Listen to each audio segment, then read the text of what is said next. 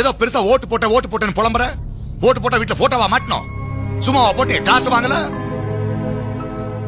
என்கிட்ட பேசுற தகுதியே இல்ல உங்களுக்கு. ஏன்னா 5 வருஷத்துக்கு உங்களை ஒட்டு மொத்தமா வாங்கிட்டேன். ஏன்னா உன் தம்பா துண்டு வீட்டுக்கு இவ்வளவு ஒதுக்கிறிய. இந்த பொசிஷன் நான் எவ்வளவு செலவு பண்ணிருக்க தெரியுமா?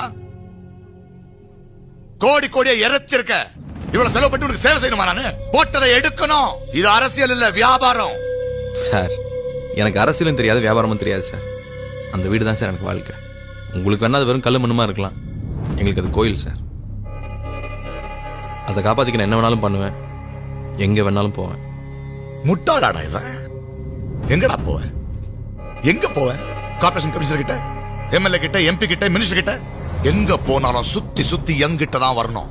சொல்றேன்னு தப்பா நினைக்காதீங்க சார். இன்னைக்கு வேணா நீங்க சிஎம்மா இருக்கலாம், நான் சாதாரணமான ஆளா இருக்கலாம். ஆனா நாளைக்கே எலெக்ஷன் நீங்க தோத்துட்டா நீங்களும் சாதாரணமான ஆள் தான். அதே பதவிக்காக எங்களை தான் தேடி வந்தாங்க. பதவி வச்சு மாட்டாதீங்க.